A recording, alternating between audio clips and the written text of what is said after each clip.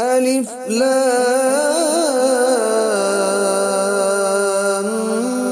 ميم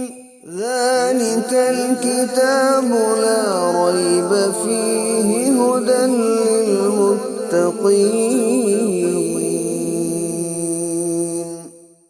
السلام علیکم ورحمۃ اللہ وبرکاتہ۔ این نیوز کے پروگرام الہدیٰ میں میں ہوں آپ کا میزبان ڈاکٹر اکرم حریری۔ ناظرین، آج ہم 10ویں پارے کی تفسیر آپ کے سامنے رکھیں گے۔ اللہ رب العزت مجھے اور آپ سب کو عمل کی توفیق عطا فرمائے۔ اللہ کریم قرآن حکیم کو ہماری زندگیوں کو نجات میں بدلنے کا ذریعہ بنائے، ہمارے غموں کو دور کرنے کا ذریعہ بنائے، ہمارے مسائل کو حل کرنے کا ذریعہ بنائے، اور اس قرآن حکیم کو سیکھتے سکھاتے ہم اللہ کی رضا اور رحمت کو حاصل کرنے میں کامیاب ہو جائیں۔ آمین ثم آمین۔ اس پارے کا آغاز ہوتا ہے مال غنیمت کی تقسیم کے حوالے سے، اور اللہ رب العزت نے مال غنیمت سے حاصل ہونے والے مال کے بارے میں بتلایا، وَاعْلَمُوا أَنَّمَا غَنِمْتُم مِّن شَيْءٍ فَأَنَّ لِلَّهِ خُمُسَهُ۔ اللہ رب العزت نے مال غنیمت سے حاصل ہونے والا جو مال ہے اس کے 5ویں حصے کو اللہ کے لیے قرار دے دیا ہے، اور وہ اللہ کے لیے نکالا ہوا 5واں حصہ وہ کہاں کہاں پہ تقسیم ہوگا؟ وہ اللہ اور اس کے رسول کی ہدایات کے مطابق تقسیم ہوگا۔ فَأَنَّ لِلَّهِ خُمُسَهُ وَلِلرَّسُولِ وَلِذِي الْقُرْبَى وَالْيَتَامَى وَالْمَسَاكِينِ وَابْنِ السَّبِيلِ۔ تو یہ حصص اللہ رب العزت نے یہاں پہ بیان فرما دیے کہ وہ اللہ اور اس کے رسول کے لیے ہے، قریبی رشتہ داروں کے لیے ہے، یتیموں اور مساکین کے لیے ہے، اور مسافروں کی فلاح و بہبود کے لیے وہ استعمال ہونے والا ہے۔ تو مال کئی طریقوں سے جو ہے وہ حاصل ہوتا ہے، صدقہ و خیرات کے ذریعے سے، زکوٰۃ کے ذریعے سے، حکومتی ٹیکسز کے ذریعے سے، اور اسی طرح کسی ملک کی دوسرے کے ساتھ جو ہے وہ جنگ لگ جاتی ہے تو اس کے نتیجے میں جو چیزیں قبضے میں آتی ہیں وہ مال غنیمت کہلاتی ہیں۔ اس سے قبل مال غنیمت جو ہوتا تھا وہ تقسیم نہیں ہوتا تھا اور اسے لوگ استعمال نہیں کر سکتے تھے، وہ ایک جگہ اکٹھا ہوتا، آگ اسے جو ہے وہ کھا جایا کرتی تھی، یا اس کا کوئی اور جو ہے وہ طریقہ کار۔ یہ بتدریج چلتے چلتے جو ہے یہاں پہ اللہ کے نبی صلی اللہ علیہ وسلم کے نزدیک جب پہنچا، آپ علیہ السلام کے لیے اللہ رب الرحمن نے یہ حکم نازل فرما دیا کہ مال غنیمت جو بھی ہوگا اس کو اللہ اور اس کے رسول جو ہے وہ اس کے حصے میں ہوگا۔ یعنی آج اگر دیکھا جائے تو حکومت وقت کے پاس ہوگا، اور حکومت وقت اسے جو ہے کہاں کہاں پہ جو ہے وہ خرچ کر سکتی ہے کہ وہ اسے رشتہ داروں کے اوپر اور اس کو جنگ میں شریک ہونے والے جو افراد ہیں ان کے رشتہ دار، پھر یتیم، مسکین، اور اس طرح مسافر حضرات، ان کی فلاح و بہبود کے لیے اس کو جو ہے وہ خرچ کیا جائے گا۔ آگے جب چلتے ہیں تو جنگ جو کہ قائم ہوتی ہے، جنگ کا منظر ہوتا ہے، اس کی تیاری آتی ہے، یا میدان جنگ جب سج جاتے ہیں تو پھر کیا ہے، بندے کو بڑا ثابت قدم رہنا پڑتا ہے۔ دل میں اگر ڈر، خوف مسلسل برقرار رہے تو وہ ثابت قدمی جو ہے وہ نہیں ہوتی۔ اللہ رب العزت ارشاد فرماتے ہیں کہ یا ایھا الذین آمنوا اذا لقیتم فئۃ فاثبتوا، جب تمہارا مقابلہ دشمنوں سے ہو جائے تو پھر ثابت قدم رہیے۔ اور ثابت قدم کس طرح رہنا ہے؟ وَاذْكُرُوا اللَّهَ كَثِيرًا، اللہ کے احکامات کو فالو کرنا ہے۔ جو بندہ، جو مجاہد، جو فوج اللہ کے احکامات کو فالو کرے گی میدان جنگ میں، وہ یقیناً کامیابیوں تک پہنچنے والی ہے۔ کیوں کہ اللہ رب العزت نے خود فرما دیا ہے کہ لعلکم تفلحون، اللہ رب العزت کی توفیق سے تم کامیاب ہونے والے ہو۔ لعلکم تفلحون، ثابت قدم رہنا ہے، احکامات الہیہ کا تذکرہ کرنا ہے، اس کو اپنی زندگی پہ اپلائی کرنا ہے تاکہ تمہیں کامیابیاں مل سکیں۔ اس کا مطلب ہے کہ جب کبھی بھی مسلمانوں نے کامیابیاں حاصل کی تو تو اللہ کی توفیق و رحمت سے اس کے بتائے ہوئے طریقہ کار کے مطابق وہ چلتے رہے، اللہ کی مدد طلب کرتے رہے، اللہ نے انہیں جو ہے وہ کامیابیاں عنایت فرمائی۔ وَأَطِیعُوا اللَّهَ وَأَطِیعُوا الرَّسُولَ، وہ اللہ کا جو ذکر ہے نا، اللہ رب العزت نے اس کو بھی جو ہے وضاحت فرما دی کہ اللہ اور اس کے رسول کی اطاعت کرنی ہے، اللہ اور اس کے رسول کا جو ہے وہ کہا ماننا ہے۔ وَلَا تَنَازَعُوا، اور آپس میں جھگڑنا نہیں ہے، گویا کہ میدان جنگ جب بھی ہو ملک کے تمام اساسے ادارے وہ یکجان جو ہے وہ ہونے چاہیے، تاکہ دشمن کو پتہ چلے کہ بھئی یہ سارے اکٹھے ہیں، یہ سارے جو ہے وہ یکجان ہے، عوام، مقننہ، عدلیہ، افواج، سارے کے سارے جو ہے یہ یکجان ہے، تو لہذا ہمیں جو ہے وہ محتاط رہنا ہوگا۔ تو وَلَا تَنَازَعُوا، اگر ہم اختلافات کا شکار ہو جائیں گے، فَتَفْشَلُوا وَتَذْهَبَ رِيحُكُمْ، اللہ فرماتے ہیں کہ پھر تمہاری جو ساکھ ہے نا وہ ساری کی ساری ختم ہو جائے گی، تمہارا جو روب دبدبہ اور اس کا جو سٹینڈرڈ ڈیولپ ہو چکا ہے وہ عنقریب جو ہے وہ ختم ہو جائے گا، کہ دشمن سمجھے گا کہ ان کے تو اپنے اندر مخالف موجود ہیں، ان کے اپنے اندر مخالفین ہے، لہذا انہی کو ہائر کریں اور انہی کو جو ہے وہ ان کے خلاف استعمال کریں، ہمیں براہ راست ان کے خلاف استعمال ہونے کی ضرورت نہیں۔ اور مسلمان ہمیشہ ہمیشہ ہمیشہ جب بھی ناکام ہوئے وہ اندر کے ان غداروں کی وجہ سے جو ہے وہ ناکام ہوئے۔ ہم اس برصغیر پاک و ہند کی ہسٹری کو اٹھا کے دیکھ لیں کہ ٹیپو سلطان جیسا بڑا ماہر جنگجو اگر وہ ناکام ہوتا ہے تو اس کے پیچھے وہ غدار میر جعفر صادق جیسے کردار، اور اسی طرح کچھ اور بھی جو ہے وہ مثالیں ہم دیکھ سکتے ہیں اس حوالے سے۔ تو یہ آپس کے جو اختلافات ہیں جنگ کے دنوں میں ہمیں بہر صورت یہ جو ختم کرنے چاہیے، جرنیل کو حکومت کے افراد کے ساتھ، حکومت کو اپوزیشن کے ساتھ، سارے مل کر کے ایک ایسی جو ہے وہ فضا قائم کریں ہم لوگ، تاکہ دشمن جو ہے وہ ہم سے ہیبت زدہ ہو کر جو ہے وہ رہ جائے۔ اللہ اکبر، اللہ اکبر، وَاصْبِرُوا، فرمایا کہ صبر کیجئے، ڈٹ جائیے، ان اللہ مع الصابرین، مشکل آ رہی ہے تو پیچھے مت ہٹیں، ڈٹے رہیں، اللہ ہماری نصرت فرمائے گا۔ اور یہ ہم نے دیکھا الحمدللہ 10 مئی 2025 کے سینیریو کو اگر ہم دیکھیں تو وہ اتحاد، وہ اتفاق،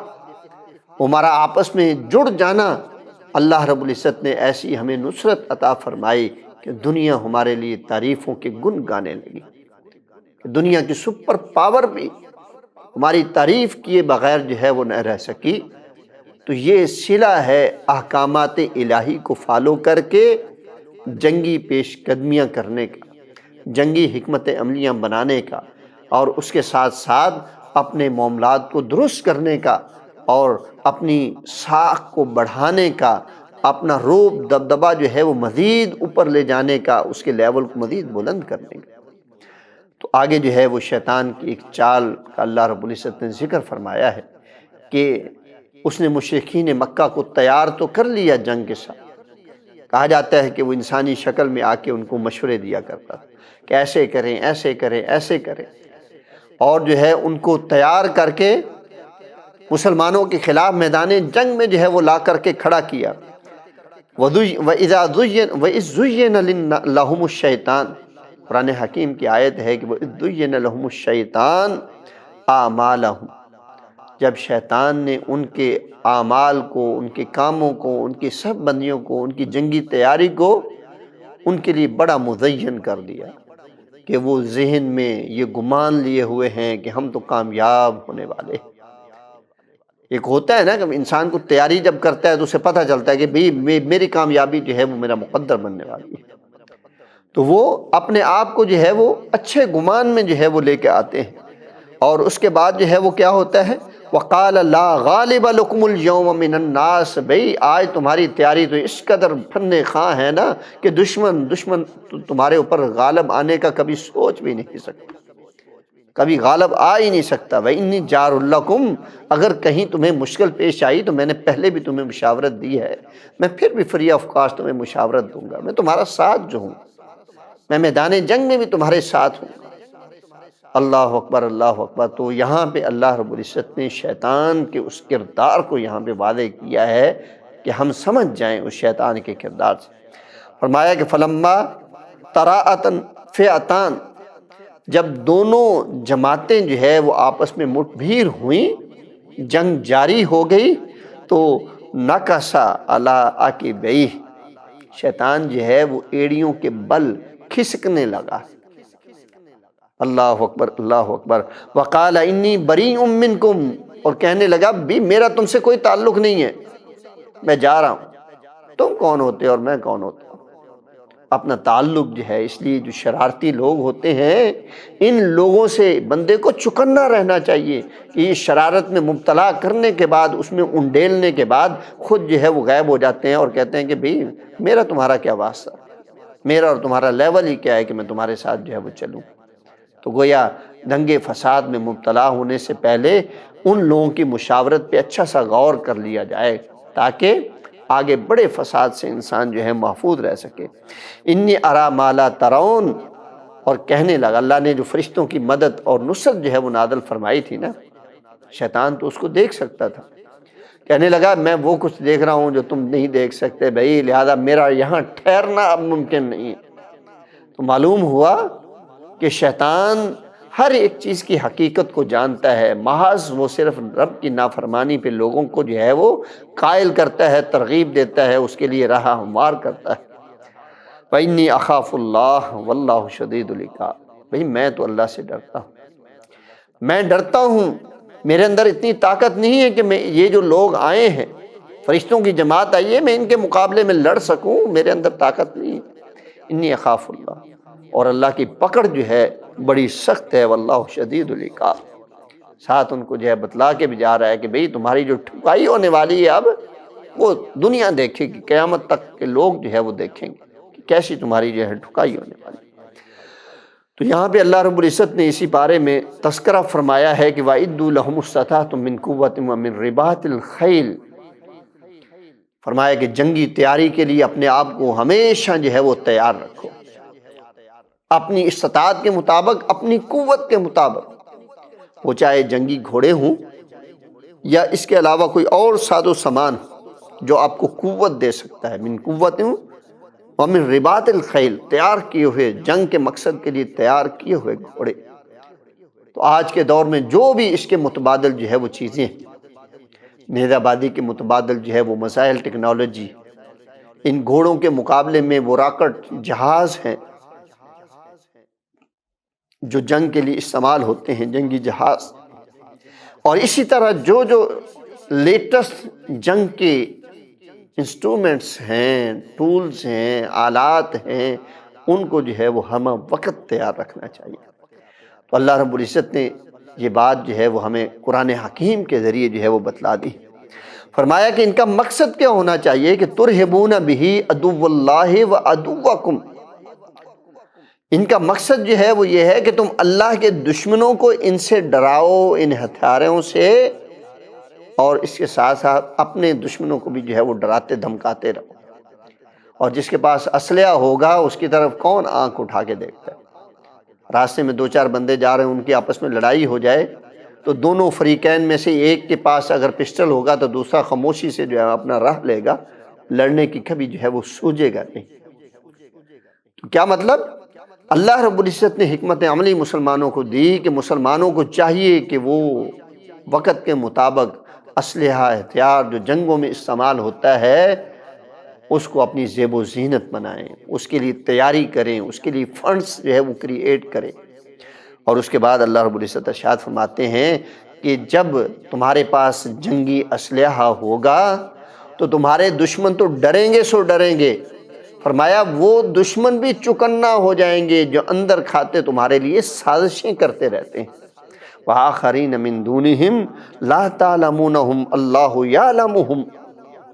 جن کے بارے میں تمہیں معلوم نہیں، تمہاری جاسوسی نہیں کہ وہ تمہارے دشمن ہیں، لیکن اللہ جانتا ہے کہ وہ بھی تمہارے دشمن ہیں۔ جنگی طاقت کے ہوتے ہوئے وہ بھی جو ہے وہ کنی کترا جائیں گے، وہ کہیں گے بھئی نہیں، وہ اگلا بندہ تیار ہو چکا ہے، لہذا ہماری چھوٹی سی حماقت کی وجہ سے وہ نہ ہو کہ ہمیں الٹی جو ہے وہ کھانی پڑ جائے۔ اللہ اکبر، اللہ اکبر۔ اور فرمایا کہ وَمَا تُنْفِقُوا مِنْ شَيْءٍ فِي سَبِيلِ اللَّهِ يُوَفَّ إِلَيْكُمْ، اس اسلحے کی تیاری میں جو کچھ تم خرچ کرو گے اللہ دگنا تمہیں واپس دے دے گا، پورا پورا جو ہے وہ واپس کر دے گا۔ آج ہم دیکھتے ہیں کہ اللہ رب العزت نے نصرت اور کامیابی کی صورت میں وہاں سے ہمیں جو ہے وہ ہمیں ڈونیشن ملی، وہاں سے ہمیں جو ہے وہ پیسے ملے، ہاں جی، اسلحے کی خریداری کی مد میں کہ ہم تصور نہیں کر سکتے۔ ہمارا قرضہ جو ہے وہ ریکاؤنٹ ہونا جو ہے وہ شروع ہو گیا۔ تو یہ باتیں ہوتی ہیں کہ جب بندے کے پاس جو ہے وہ قوت آتی ہے نا، پھر اللہ رب العزت انہیں سیادت نصیب فرماتا ہے، اللہ اس کے مقام کو جو ہے وہ بلند فرماتا ہے، اس لیے کہ یہ قرآن کا حکم ہے، اللہ کا حکم ہے، اور اللہ کے حکم پر ہم چلتے ہوئے ہاں جی عمل کریں گے تو ہمارے لیے ہاں جی آسانیاں ہی آسانیاں ہیں۔ اللہ فرماتے ہیں کہ جو کچھ تم خرچ کرو گے اللہ تمہیں پورا پورا واپس لوٹا دے گا۔ یہ اشارہ ہے اس بات کی طرف کہ اسلحے کی تیاری کے لیے جتنا فنڈ ہم خرچ کریں گے اللہ وہ سارا کا سارا جو ہے وہ ہمیں واپس لوٹا دے گا، وہ کہیں ضائع ہونے والا نہیں۔ اور اس کے بعد جو ہے صلح کا تذکرہ ہوا کہ اگر تم سے کوئی صلح کی ہاں جی آواز لگاتا ہے، تمہارے روب دبدبے کو دیکھ کر کے تم سے صلح کرنا چاہتا ہے، کوئی ایگریمنٹ کرنا چاہتا ہے، تو فرمایا فَجْنَا لَهَا، ان کے ساتھ جو ہے وہ صلح کر لیجئے۔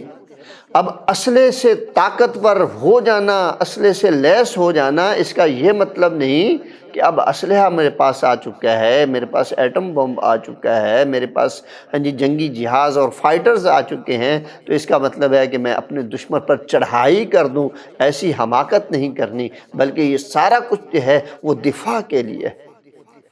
اور پھر اگر تم سے کوئی صلح کے لیے ہاں جی آواز لگاتا ہے تو فرمایا ان سے صلح کر لیجئے۔ کیوں صلح کر لیجئے؟ حسبک اللہ، اور اس کے ساتھ جو ہے وہ اللہ پر بھروسہ کیجئے، اللہ پر بھروسہ کیجئے۔ طاقت کے ہوتے ہوئے کسی سے صلح کرنا، اللہ پر پھر بھی توکل کرنا، یہ ایک وہ قرآنی اصول ہے جو اللہ رب العزت نے ہمیں عنایت فرمایا ہے۔ اللہ فرماتے ہیں وَأَلَّفَ بَيْنَ قُلُوبِهِمْ، اللہ نے ان کے دلوں میں جو ہے وہ محبت پیدا فرما دی ہے۔ تو اللہ کی بنائی ہوئی محبت جو ہے،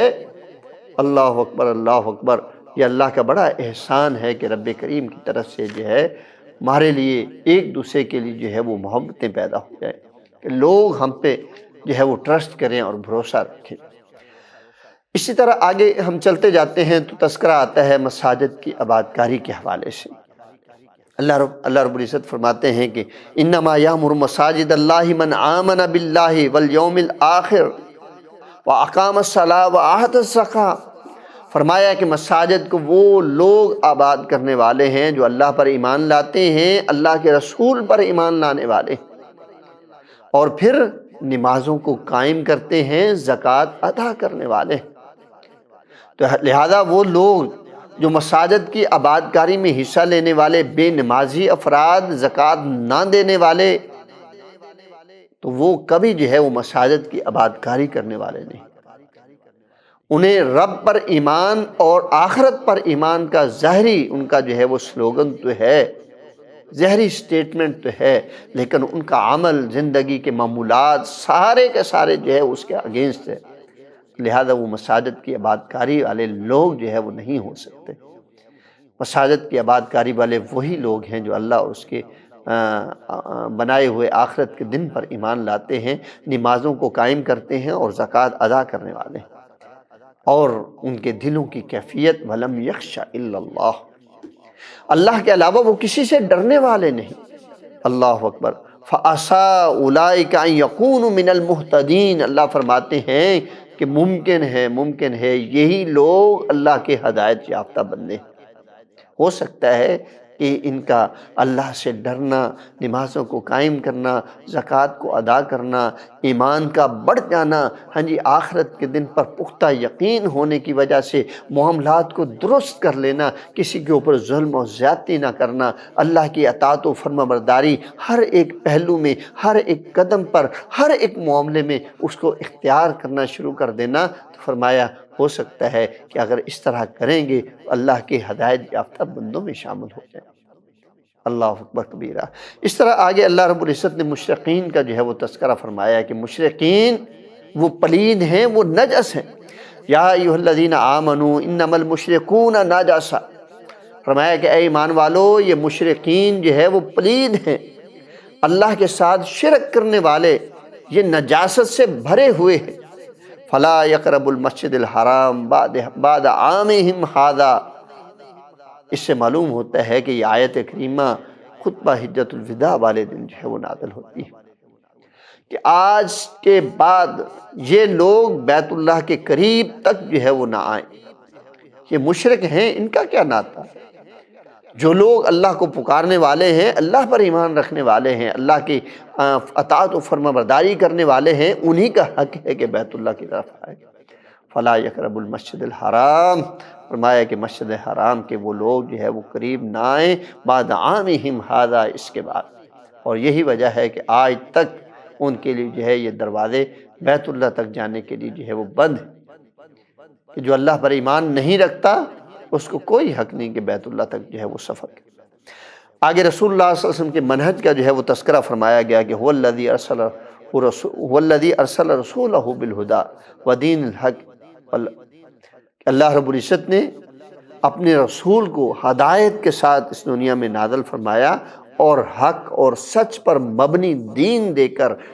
ضابطہ حیات دے کر کے اس دنیا میں نازل فرمایا۔ لیظہرہ علی الدین کلہ، تاکہ وہ اللہ کے دین کو ہر جگہ پہ جو ہے وہ غالب کر دیں، اللہ کے دین کو ہر جگہ پہ جو ہے وہ پھیلا دیں، اللہ کے دین کو ہر جگہ پہ جو ہے وہ نافذ کر دیں۔ لیظہرہ علی الدین کلہ،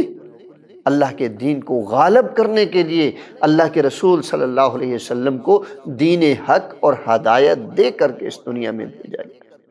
معلوم ہوا دنیا میں غالب آنے کے لیے جو ذرائع ہیں ان میں سر فہرست ذریعہ جو ہے وہ اللہ کے دین کو اپنانے میں ہے، اور پھر اس کے بعد جو ہے وہ دنیا میں غالب آنے کا ایک راستہ اللہ رب العزت اس کو عنایت فرما سکتا ہے۔ آگے زکوٰۃ کے حوالے سے اللہ رب العزت نے تذکرہ فرمایا، ایک تو اس کی اپنا سورہ توبہ کی 60 آیت میں تذکرہ ہوا ایک تفصیل کے ساتھ کہ انما الصدقات للفقراء، یہ آگے چلتے چلتے 8 مصارف کا جو ہے وہ تذکرہ فرمایا، اور اس سے پہلے جو ہے وہ اللہ رب العزت نے جو ہے تذکرہ فرمایا کہ والذین یکنزون الذھب والفضہ ولا ینفقونھا فی سبیل اللہ، کہ لوگ جمع کرتے ہیں سونے کو، چاندی کو۔ معلوم ہوا کہ یہ جیسے آج قیمتی ہے، اس وقت میں بھی یہ قیمتی دھات ہوا کرتی تھی۔ سونے اور چاندی کو جو ہے وہ جمع کرتے ہیں، ولا ینفقونھا، اس کو اللہ کی راہ میں جو ہے وہ خرچ نہیں کرتے۔ اللہ اکبر، اللہ فرماتے ہیں فبشرہم بعذاب علیم، ان کے لیے دردناک عذاب کی خوشخبری۔ رسول اللہ صلی اللہ علیہ وسلم نے سونے اور چاندی پر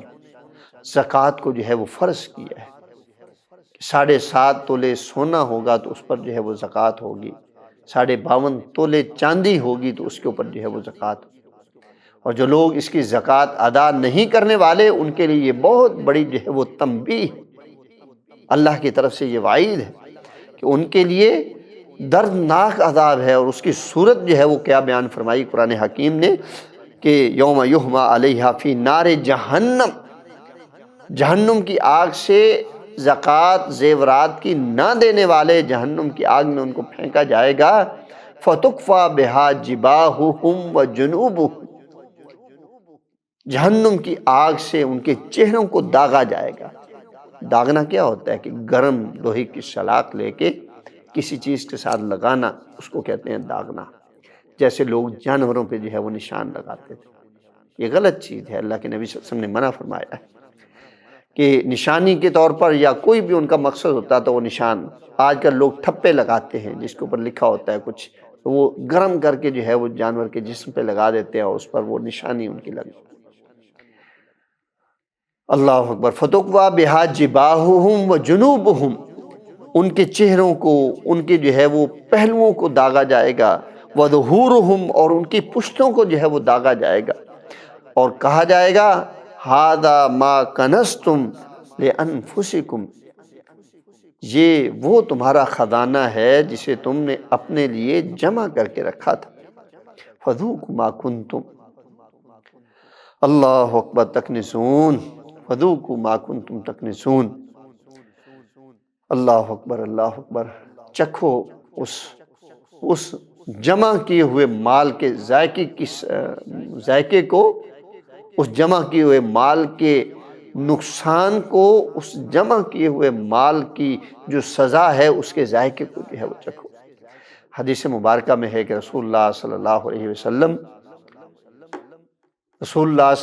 علیہ وسلم نے فرمایا کہ قیامت والے دن جو ہے وہ دو آنکھوں والا،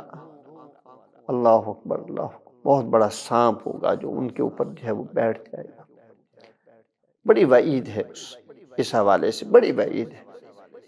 اس کے لیے قرآنی آیت ہی کافی ہے جس کو ہم پڑھنے کے بعد جو ہے وہ ہمیشہ کے لیے زکوٰۃ دینے والے بنے۔ تو اس کے بعد اللہ رب العزت نے ارشاد فرمایا کہ انما الصدقات للفقراء والمساکین والعاملین علیہا والمؤلفۃ قلوبہم، اور یہ اس طرح 8 مصارف کا جو ہے وہ تذکرہ کیا گیا کہ اپنے مالوں کی زکوٰۃ جو ہے وہ ان افراد کے اندر جو ہے وہ خرچ کیجیے۔ پھر اس کے بعد جو ہے وہ منافقین کا تذکرہ ہوا، اور رسول اللہ صلی اللہ علیہ وسلم کا کہ منافقین کے ساتھ آپ علیہ السلام کا طرز عمل کیا ہونا چاہیے، مشرکین کے ساتھ آپ علیہ السلام کا جو ہے وہ تذکرہ کیا ہونا چاہیے۔ اللہ فرماتے ہیں کہ استغفر لہم او لا تستغفر لہم، آپ علیہ السلام ان کے لیے معافی مانگیں یا نہ مانگیں، اللہ اکبر، اللہ، معافی مانگیں یا نہ مانگیں، اور اگر آپ معافی مانگیں اور 70 مرتبہ ان کے لیے جو ہے وہ معافی مانگیں تو اللہ رب العزت ان کو جو ہے وہ معاف کرنے والے نہیں، فَلَن يَغْفِرَ اللَّهُ لَهُمْ، اللہ ان کو معاف کرنے والے نہیں۔ وہ منافقین کے سردار فوت ہو گئے تو ان کے بیٹے مسلمان تھے، اللہ کے نبی صلی اللہ علیہ وسلم کے پاس آئے، آپ علیہ السلام نے انہیں اپنا کرتا بھی دیا، دعا بھی کی اس کے لیے، کیونکہ اللہ کی طرف سے حکم نازل نہیں ہوا تھا۔ تو اللہ رب العزت نے یہ آیات بنا کر کے جو ہے وہ نازل فرمائیں کہ ذالک بانہم کفروا باللہ ورسولہ، جو اللہ کے ساتھ کفر کرنے والے ہیں، اس کے رسول کی بات کو ماننے والے نہیں، ان کے لیے آپ 70 مرتبہ بھی بخشش کی دعا کریں اللہ اس کو قبول فرمانے والا نہیں۔ اور پھر تنبیہ ارشاد فرما دی کہ وَلَا تُصَلِّ عَلَىٰ أَحَدٍ مِّنْهُمْ مَاتَ، کہ جو اس طرح مر جاتا ہے آپ اس کی نماز جنازہ نہ بڑھائیں، کہ جو اللہ پر ایمان نہیں لاتا، اللہ کے رسول پر ایمان نہیں لاتا، کفر کی حالت میں اس دنیا سے فوت ہو جاتا ہے، چاہے وہ ہمارا دوست احباب میں سے کیوں نہ ہو۔ وَلَا تُصَلِّ عَلَىٰ أَحَدٍ مِّنْهُمْ مَاتَ أَبَدًا، جو کوئی ان میں سے فوت ہو جاتا ہے ان کی نماز جنازہ ادا نہ کی جائے، وَلَا تَقُمْ عَلَىٰ قَبْرِهِ، نہ ہی اس کی قبر پر ٹھہرا جائے۔ امام شریم کہتے ہیں کہ اس سے مراد یہ ہے کہ قبر پر کھڑے ہو کر جو ہے وہ دعا کی جا سکتی ہے، اور آپ علیہ السلام نے تو قبر پر جا کر دعا بھی کی، اور آپ علیہ السلام نے ان کے لیے نماز جنازہ والی دعا بھی کی، نماز جنازہ بھی پڑھا۔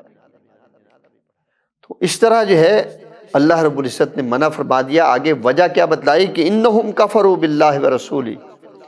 وہ اللہ اور اس کے رسول پر کفر کرنے والے ہیں، انکار کرنے والے ہیں اس کا، وماتوا وہم فاسقون، وہ اس حالت میں مرے ہیں کہ وہ گناہگار تھے۔ اللہ رب العزت کی طرف سے یہ واضح ہدایات آ چکی ہیں ہمارے پاس۔ تو قرآن حکیم ہمارے اصلاح کے لیے نازل ہوا ہے، قرآن حکیم میں ہمارے لیے پیغامات ہیں، قرآن حکیم میں ہمارے لیے دستور حیات ہے، ہماری معاشرتی، ہماری معاشی، ہماری سیاسی، ہماری زندگی کے ہر ایک پہلو کو سنوارتا ہوا نظر آتا ہے، اس لیے کہ انسان کی زندگی کا موضوع ہے قرآن حکیم۔ اللہ سے دعا کرتے ہیں کہ اللہ رب العزت قرآن حکیم کو ہماری اصلاح کا ذریعہ بنائے۔ آج کے پروگرام کا وقت ختم ہوا جاتا ہے، کل اس طرح آپ کی خدمت میں دوبارہ اگلے پارے کی تفسیر کے ساتھ حاضر ہوں گے۔ تب تک کے لیے اپنے میزبان ڈاکٹر اکرم حریری کو اجازت دیجیے۔ السلام علیکم ورحمۃ اللہ وبرکاتہ۔